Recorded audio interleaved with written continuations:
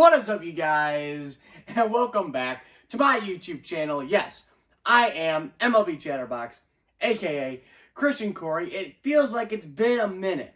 It feels like it's been a minute since I've been on the channel talking some baseball news, real baseball news. And we have some real baseball news to report here in this video. A little giveaway, a little bit of a spoiler alert. I kind of got the Mets fit going on. Got the Mets hat, got the throwback jacket with the old NY, the New York Metropolitans right here. And it's a throwback 1986, baby. That is what the Mets' goal is with their new owner, Stephen A. Cohen. So yeah, guys, Stephen A. Cohen has bought the Mets officially now. Again, it's been official for like a month and a half. But again, I guess it's official now because it has to go through so many processes, getting approved by the MLB, getting approved by the state, by the city, making sure that the Wilpons like the deal, all that sorts of stuff. So, but the deal is done, and the Mets have a new owner. And Stephen A. Cohen, he's a billionaire. He is a billionaire. He has some cachet to spend on the New York Metropolitans, and I guess this is a good move. Not really by the Mets, but by Stephen A. Cohen to buy the Mets, and it's good for the Mets and their fans. Why? Because he is an actual Mets fan. He is a Metropolitans fan. He's not a bandwagon kind of billionaire kind of guy who just kind of wants to buy a sports team and has money to spend and really doesn't care what team he buys necessarily. He's a Mets fan. Kind of reminds me of the late and great Mike Ilitch. But the Tigers' former owner, Mike Ilitch, owner of Little Caesars Pizza, and he also played minor league baseball in the 50s, I do believe, for the Detroit Tigers. He ended up owning the Detroit Tigers. So in my view, kind of similar situation here in New York. So let's talk about New York. So first of all, this is what Stephen A. Cohen had to say when he officially bought the Mets. These are his expectations. This is his 3 to 5 year plan. When it comes to him and the Mets. This is what he expects the Mets to do in the next 3 to 5 years. And I'm quoting him on this. It says, quote, "If I don't win a World Series in the next 3 to 5 years, people, 3 to 5, I'd like to make it sooner," he says. "I would consider that slightly disappointing." So basically he's saying if we don't win in 3 to 5 years, he thinks that's a disappointment, slightly disappointing. I mean, he can't go out and say, we're a failure. You don't want to say that with your new team. But I kind of get the vibe. I can feel the vibe from him. Basically saying, look, if we don't win the next 3 to 5 years, a World Series, not get to the World Series, not get there twice and lose, not get to the postseason in the next 5 years straight or 6 years straight. No, we want to win at least one. His really expectation is probably to win 2. In the next 3 to 5 years. Now, do I think that is reasonable? Yes, I do think that's reasonable for the Mets. He has money, so I don't think they're going to rebuild like people may think. I think he will retool, and retooling means they could trade some guys. They got to figure out that Cespedes contract. They got a lot of things they got to figure out with that pitching staff. Syndergaard, DeGrom, Matz, guys coming up, Conforto, I know he's not a pitcher, but again, that situation.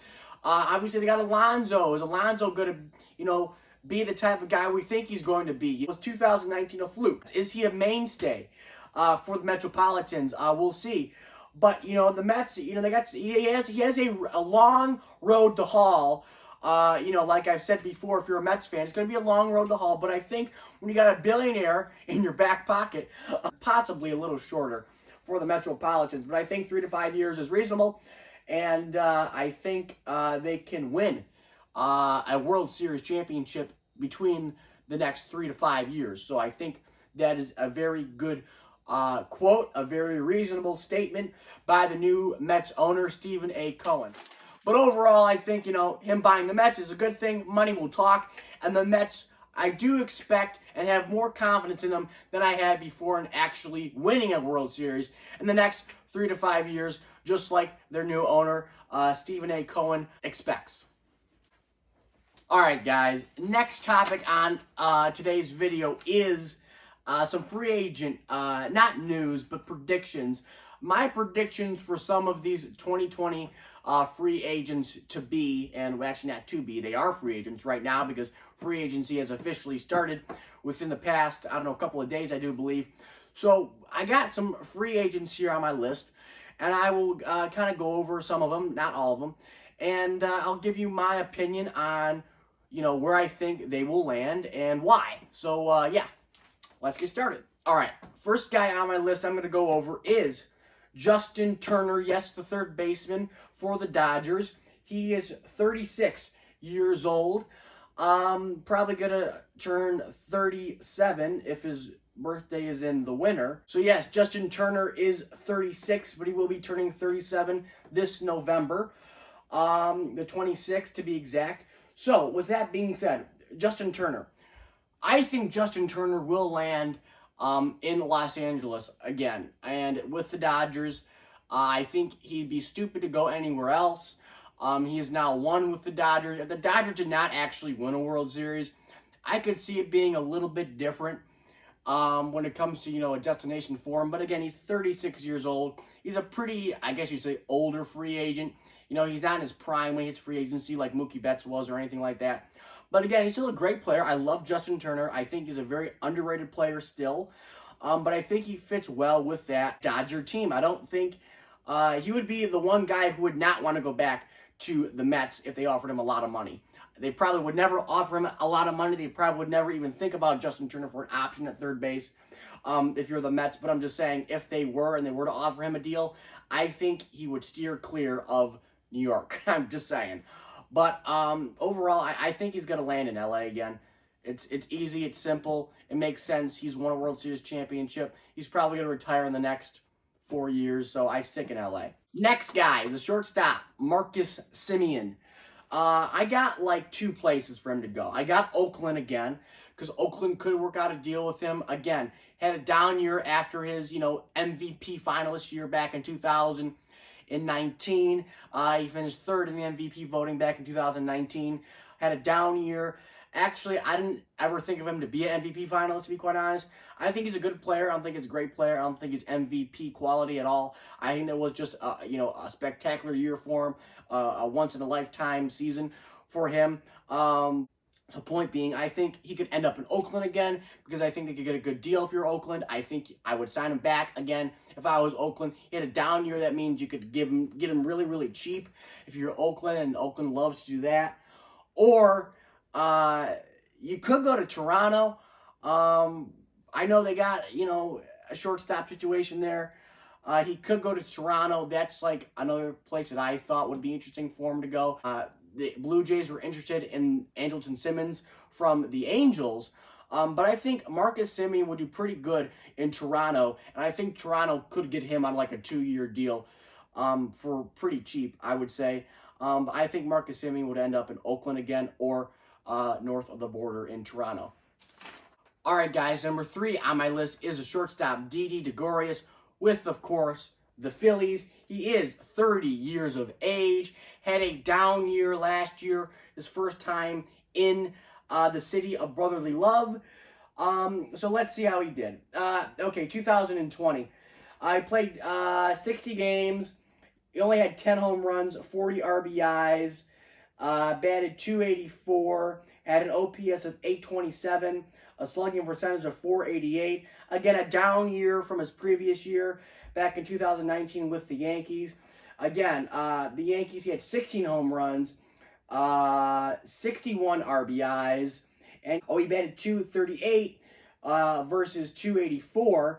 Again, the average was a little better, but again, a lot more power, a lot more production with the Yankees. This guy, he's a good shortstop. Again, he's a very, very good shortstop. But again, he had a down year in Philadelphia. A lot of people were surprised that he had a down year in Philadelphia because, again, Philadelphia, especially right field, plays a lot like New York. Has that short porch out there and right, could hit it to the upper deck. He has that pop, Didi Gregorius. That's why he's so attractive, and he's a good shortstop.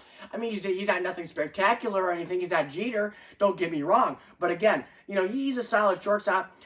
He's a pretty good shortstop for the Phillies or for anybody to be quite frank. But again, here in 2021. I think he'll go back to Philadelphia. Maybe a team like the Rockies, maybe. I don't even know. Is that even an option? That kind of popped in my head just because of the high altitude and the thin air. Maybe he'll do good up there in the mountains with his power in that ballpark. But to be quite honest, I think it's Philadelphia. Maybe New York again with the Yankees. But I highly doubt it. They're going for big bucks. They want to win. That would probably be like their third option if they couldn't get a Lindor or something. But I think best bet back to Philadelphia for Gregorius on probably, I don't know, a 1-year deal, maybe a 2-year deal, maybe a 1-year deal with a club option or with incentives. That's all I'm saying. All right, guy number 4 is, this is interesting, guys, interesting, George Springer. Okay, the Springer is a dinger. He hits dingers. So I got 3 places he could possibly go. I got Toronto just because I heard about it the past couple of days here. Toronto could be interested. I mean, hey, if they're going to spend money, might as well spend now. They already made the playoffs. I know, it's, extended playoffs. Maybe they wouldn't make it in a regular playoff scenario. But I think they're confident enough that they want to go out there and make a splash in the free agent market. I think George Springer would be good. They already kind of did that with Hyun-Jin Ryu. So I think that would be good for them and Springer to go north of the border. Again, Houston is another option for him. Go back down to Texas. Again, they probably won't. I mean, Houston could make the playoffs again. They probably will, even if they didn't have the extended playoffs. They could make a wild card or actually win the division because that division is pretty weak, to be quite honest. Unless Oakland does something special again. Or you can go back down to Houston. Or the third option would be, again, I'm not doing this because I'm biased. I'm doing it because I heard about it, okay, guys? Detroit. He could come to Detroit. That would be pretty interesting. The only reason why he would come to Detroit is because he probably likes A.J. Hinch a lot. He probably loves A.J. Hinch. That would be his only main factor if he were to come to Detroit, because nothing. What does the Tigers have to offer when it comes to actually winning? They really have no plan. I mean, they have a plan, but they don't have a plan where it's like, the Mets, where it's kind of like, okay, we want to win the next 3 to 5 years. The Tigers are like, hey, we're going to do the best we possibly can with the best team we can put out there. If we get a guy in the free agent market and we can get him on a good deal, great. But again, I don't think the only thing that's attractive for Springer in Detroit is Hinch being the manager. Maybe he really loves Hinch. Maybe he has a bromance with him. Maybe he feels bad. I don't know. He might want to come to Detroit just because of A.J. Hinch is a manager now here in the Motor City. So that could be the third option for Springer. But realistically, probably go back to Houston. That's all I'm saying. All right, guys. The final free agent on my list is, of course, Trevor Bauer. I could not make this video without talking about Trevor Bauer. I love Trevor Bauer. I think he's great. I think he's awesome. Terribly underrated. I love his personality. You got to watch his vlogs on Momentum. It's great. You got to go check it out. You probably have already seen it. But again, Trevor Bauer is terribly underrated. I think he has a lot of suitors this year in free agency. I think, there's not a lot of big names to go against him, which is a good thing. So he's kind of the top dog when it comes to pitchers, starting pitchers here in 2021. So, again, Trevor Bauer had 12 strikeouts in the playoff game against the Braves, even though he lost, which sucks. The Reds could not give him any offense. But I think if he, when he goes to a team, he's going to go to a team better than the Reds. I do not think he's going back to Cincinnati. I don't think that's even a thought in his mind. Not to be mean to the Reds fans, but again, the Reds, I don't know. It would suck if the Reds lost him. If you're a Reds fan, I'd be devastated if I was a Reds fan, but it's realistic. When it comes to where he's going to go, I have no freaking clue. No clue whatsoever. I don't have an inkling. I have no idea. He posts, he's with Lids. Again, Lids, if you want to sponsor me. He's with Lids, and he's posting with all the hats on his arms and on his head.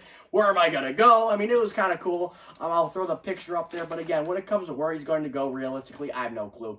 I mean, maybe New York, but is he really a New York kind of guy? Is he an LA guy? I mean, I could see him go to the Angels. Does he want to go to the Angels? Are the Angels good enough? It depends. Trevor Bauer is a very interesting character. Is it money? Is it does he wants to win? Is it the people? I don't really know with this guy. I mean, he's very eclectic when it comes to his reasonings. It's not just one motivation and one driving factor, whether it's money or you know, the team's ability and the team's chances to win in, you know, 2021 and 2022 and beyond. Comment down below where you think Trevor Bauer is going to go here in 2021. I don't know. But yeah, guys, if you like this video, leave a thumbs up on it.